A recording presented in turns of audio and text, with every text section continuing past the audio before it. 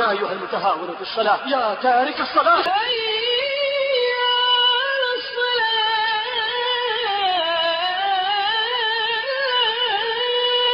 يصلون ولكن ويل لهم عن صلاتهم ساهون ويل لهم فويل للمصلين الذين هم عن صلاتهم ساهون لا يصلي ويله ما لا ضيع لقد ضيع ركن دينه ويحه ما أعظم خيبته وما أشد غفلته حرم قرة العين وراحة البال وبرد اليقين أما سمع السواجل ما سلككم في سقر ما سلككم في سقر قال أنبئكم من المصلين يسمع منادي الصلاة والفلاح ثم يدبر ويتولى الله أكبر الله أكبر ثم يكون اللعب عنده أكبر ومشاهدة الأفلام والمباريات أكبر والبيع والشراء أكبر يسمع منادي الله وهو يقول الصلاة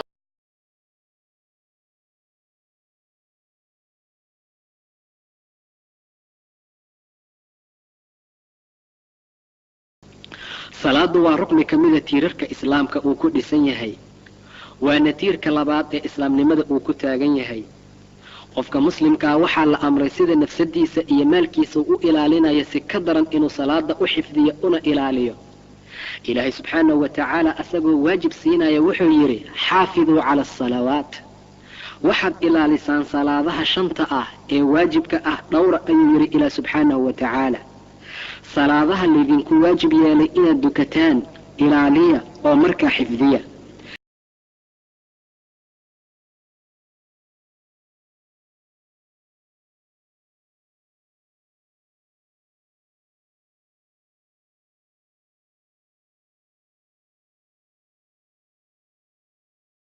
dadka muslimiintana waxaa wax badan la rabaa inay xifdiyaan oo ay ilaaliyaan salaadaha ilaah subxaanahu wa tacaala uu ku waajib yeelay sahaydii islaamka waayo qofka marka uu dhinto camalka ugu horeeya ee qiyaamaha laga xisaabayaa salaada ah hadday wanaagsanaato acmaashiisa oo kaloo dhinac wanaagsanaanaya hadday xumaatana waxaa xumaanaya acmaashiisa oo dhan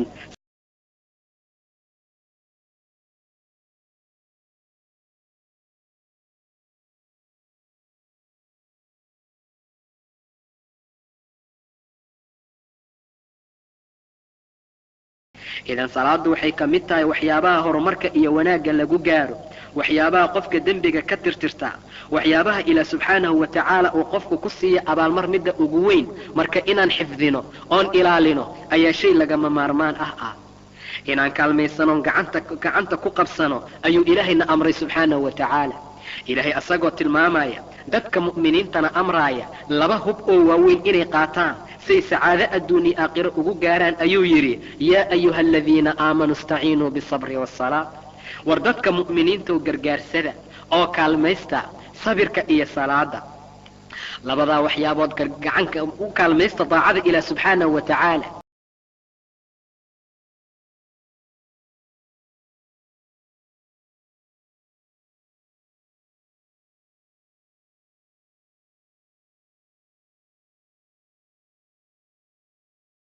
musalliinta yaa la yidhaahdaa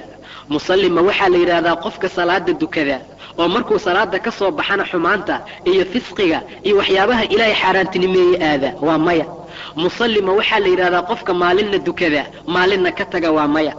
musallima waxaa la yidhaahdaa qofka intuu shaqaynayana salaada ilaahay ka taga subxaanahu wa tacaala intuusan shaqaynaynina salaada dukada ninkaasna lama yidhaahdo ila almusalliin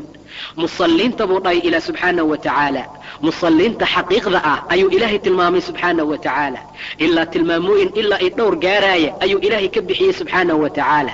qof walba oo tilmaamooyinka ilaahay tilmaamaya iska arkaa waa musalli xaqiiqo ah wanaag ayuu ilaah agtiisa ku leeyahay subxaanahu wa tacaala qofkii iska waaya tilmaamooyinkan la tilmaami doonana musalli xaqiiqo ah ma aha salaadiisa waa salaad marduud ah waa la soo celiyaa waayo nebigu wuxuu yidhi qofku haddii salaada uu dugto oo salaada uu wanaajiyo rukuucdeeda shuruudeeda arkaanteeda uu hagaajiyo ayadoo ducaynaysay ilaahay agtiisa aadaysaa subxaanahu wa tacaala allah ku wanaajiya saad ii wanaajisay leedahay koray aadaysaa ilaahaya aqbalaya subxaanahu wa tacaala ama haddii salaada uu dayaco uu ku cayaaro samada markii aadaa laga soo xirtaa mara baali ah oo madow oo kale in loo soo duuduubo ayaa wejiga looga soo tuuraa markaasay leedahay dayacaka allah kamaa dayactani ilaahay ha kuugu dheela saad igu dheeshay oo kale idan dhammaanteen salaada inayna habaarayso ayaad u malaysaa sababtu waxay tahay danaheeni adduunka iyo kuwii aakhiro kulli waa gefnay sababtuna waxay tahay salaadii ilaahay ayaan dayacnay oo aan ku cayaarnay waxaanan isku malaynaa musalliyiin xaqiiqo ah haddaba musalli xaqiiqo ah ayuu ilaahay tilmaamaa subxaanahu wa tacaala tilmaanta koowaad maxay tahay aladiina hum calaa salaatihim daa'imuun buu yidhi ilaa subxaanahu wa tacaala waa tilmaanta koowaad salaaday daa'imaan salaadaha ilaah subxaanahu wa tacaala habkuu ugu dhiibu ugu ammaanaystay uga soo baxaan waa daa'imayaan oo marnaba ma faaruqaan salaada ilaah subxaanahu wa tacaala markay salaada fajarkaa dukadaan midda duhurkii u hilow qabaan duhurka markay ka baxaan casirkay ka fikiraayaan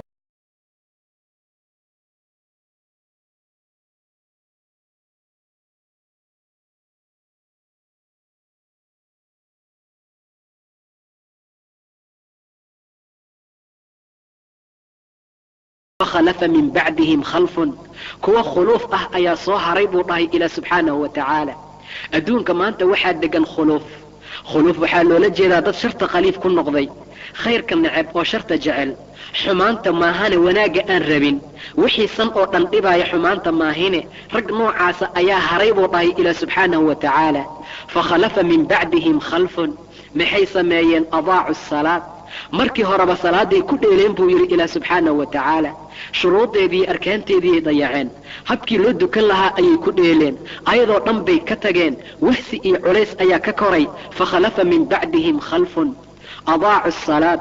wattaba'u ash-shahawaat shahawaadkoodii ayay raaceen shahawaad waxaa loola jeedaa wax walba oo naf ay jeceshahay oo lagu tamatuco ayaa markaa la yiraahdaa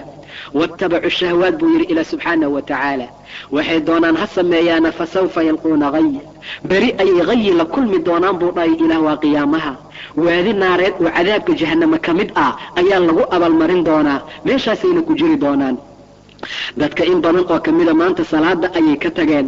waxay ku sifoobeen sifadii munaafiqiinta ee ilaahay uu yiri innal munaafiqiina yuqadi'una allah munaafiqiinta allay dhagrayaan wa huwa khadi'uhum asagana waa qiyaanaya ila subhanahu wa ta'ala qiyaanadii ay la yimideen ayuu ka jaasina waa ka abaal marina waa dhagra subhanahu wa ta'ala wa idha qamu ila as-salat salaada markay rabaan inay u istaagaan qaamu kusaala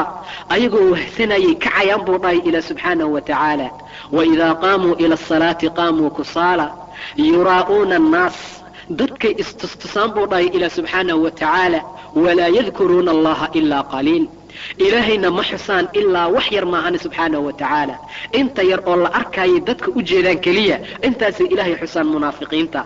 idan aad bay u fiican tahay tilmaanta munaafiqiinta ay leeyihiin inaanan ku sifoobin oon ka tagno oo aan ku sifowno tilmaanta dadka saalixiinta ay leeyihiin oo salaada xifdiya oo salaada ilaaliya oo rabbi amaanay subhanahu wa ta'ala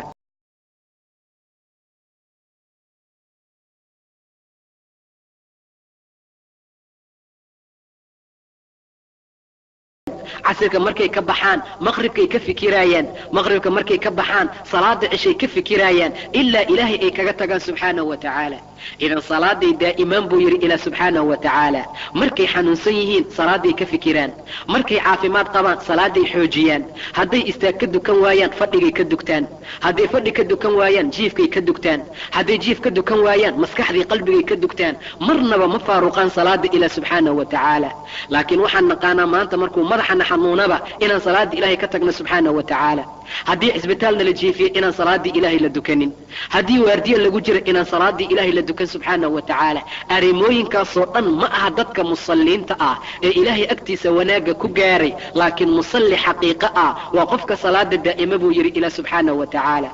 salaaday daa'imayaan tilmaantaasaa lagu yaqaanaa walladhiina hum calaa salaatihim daa'imuun tilmaanta labaad buu yiri ila subhanahu wa ta'ala walladhiina fi amwaalihim haqqun macluum mar allaala markii ay guteen cibaadadii ilaah subxaanahu wa tacaala ayaa waxay gudanayaan haddana xaqa bani aadamka ah. maalkii ayaga ay shaqaysteen ayaa waxaa la leeyahay xaq baa lagu leeyahay oo macluum ah oo la yaqaano. cid xaq ku yeelan kartaa ma jiro, laakiin waxayba og yihiinba in ilaah subxaanahu wa tacaala arrintan uu amray wanaagna ay ku gaarayaan. yay siiyaan xoolahooda lisaa'ili waalmaxruum, ninka saa'ilka ee weydiistaa iyo midka maxruumkaabuu dhahay ilaah subxaanahu wa tacaala. maxruum waxaa dhici karta in loola jeedo mufasiriinta gobolka mid ay ku fasiraan qofka aamusan ee aan wax weydiisan maca daalika u baahi iyo dhibaato qaba, ninka noocaasa maxruum ayaa la yidhaahdaa. ninka saa'ilka waa nin usoo banbaxay ee weydiistay. maxruumkana dadka mu'miniinta ayaa waxaa la rabaa inay indheer garad noqdaan, oo dad baahan ayaa jira, maradoodu ay caddahay, wax u baahan, maca daalika dadkaas ayay gartaan markaasay siiyaan. waxaa lagu yaqaanaa calaamadaha ay leeyihiin ayaa lagu yaqaanaa buu dhahay ilaah subxaanahu wa tacaala, tacrifahum bisiimaahum laa yas'aluuna annaasa ilxaaf. dadka ma weydiisanayaan. weliba ninka jaahilka yaxsaba wuxuu u maleeyaa ninka jaahilka inay aqniyo yihiin, dad deeqtoon oo kaaftoon inay yihiin ayaa loo maleeyaa buu dhahay ilaah min atacafufi, dhowrsanaanta darteed. xishoodka iyo dhowrsanaanta ay qabaan dartood ayay sidaa u yihiin buu dhahay ilaah subxaanahu wa tacaala. idan waa tilmaanta labaad ee lagu yaqaana dadka musalliinta ah, xoolihii ayaga ay shaqaysteen ayay xaq ka bixiyaan. maskiinka baahan, kan maxruumka ah, qof kasta oo dhibaataysan, jidka khayrka ah, waxaasay markaa ku bixiyaan. tilmaanta saddexaad ee lagu yaqaana dadka musalliinta xaqiiqda waxa waaye buu yidhi ilaah, waaladiina yusadiquuna biyawmi ddiin, waa dadka rumaysan oo aaminsan yawmu ddiin. yowmuddiin inay aaminsan yihiin waxaad ku fahmaysaa waa u dadaalayaan, waa u khushuucayaan, waa u camal qabanayaan, wanaaggeeday ku soconayaan. saasaa lagu yaqaanaa oo lagu fahmi karaa inay yihiin dad aaminsan yowma alqiyaama. waayo haddii lagu yidhaahdo marti ayaa kuu imaanayso ood aaminsan tahay, waad u diyaar garowdaa imaashaheeda. maca daalika ayaa qofka muslimka ah inuu qiyaamo aaminsan yahay waxaa tilmaan u ah oo lagu ogaanaa rumaynta ilaah subxaanahu wa tacaala, diinkiisuu markaa rumaysan yahay. waayo ilaahay wuxuu yidhi isagoo ka hadlaaya dadka noocaas ah, waaladiina yu'minuuna bima unzila ilayka wamaa unzila min qablika wabilaakhirati hum yuuqinuun. وبالآخرة هم يوقنون. عاقلنا ويقينسيهن waxay rumaynayaan waxyaabihii adi lagugu soo dejiyey, wixii hortaada la soo dejiyey kaasay rumaynayaan. caaqilana way yaqiinsan yihiin buu dhahay ilaah subxaanahu wa tacaala. macnaha inay yaqiinsan yihiin waxaa lagu kasay camal qabashadaas iyo wanaagaas ay camalka markaa u qabanayaan. waaladiina yusadiquuna biyawmi ddiin, yowma alqiyaamay rumaysan yihiin. yowma alqiyaama ninkii tagoo salaad laga waayo sakharo ayuu leeyahay, taasay og yihiin. waayo ilaah subxaanahu wa tacaala markuu ka hadlayay wuxuu yidhi dadka ahlu jannaha ah jannada dhexdeeda iska su'aalayaan, maxay isweydiinayaan can ilmujrimiin, dadka mujrimiinta xaggooda maxay dhahayaan maa salakakum fii saqar, war maxaa saqar idin soo geliyey? saqara maa meel la yimaada ah, waayo saqara waa meeshuu ilaahay yidhi laa tubqi walaa tadar, ma baaqi yeesho jasad, waxay ka tagta male. lawaaxatun lilbashar, bani aadamka jasadkiisay cuntaa. saasaa la yidhi maxaa idin keenay? weliba calayha 19 19 malaa'ig oo xoog laho zabaaniye ah ayaa meesha joogta buu dhahay ilaah subxaanahu wa tacaala. loo carbiyey oo loo tababaray inay dadka ciqaabaan oo ay cadaabaan, aan weligood quslin, aan naxariis lahayn. dad noocaasaa joogee maa salakakum fii saqar. markii sidaas ay yidhaahdaan kuwii waxay leeyihiin qaaluu lam nakun min almusalliin, kuwa dugto anagu ma ahaan jirin, salaadaan dayacnoon ku dheelnay, salaadaan ka hordni jirnay. xaya cala asalaad, xaya cala alfalaax marka la maqlo waxay aadi jireen fisqiyaha iyo meelaha xunxunka ah, jiifka iyo hurdaday isku dhejin jireen. xaya cala asalaad, xaya cala alfalaax marka la yidhaahdo dukaamadooday fadhin jireen. xaya cala asalaad, xaya cala alfalaax marka la yidhaahdo waxay ahaayeen dad ilaahay diinkiisa ka leexda subxaanahu wa tacaala. markaasay leeyihiin lam nakun min almusalliin, kuwa dugta anagu ma ahaan jirin. walam nakun nudcimu lmiskiin, kuwa masaakiinta quudiya ma ahayn.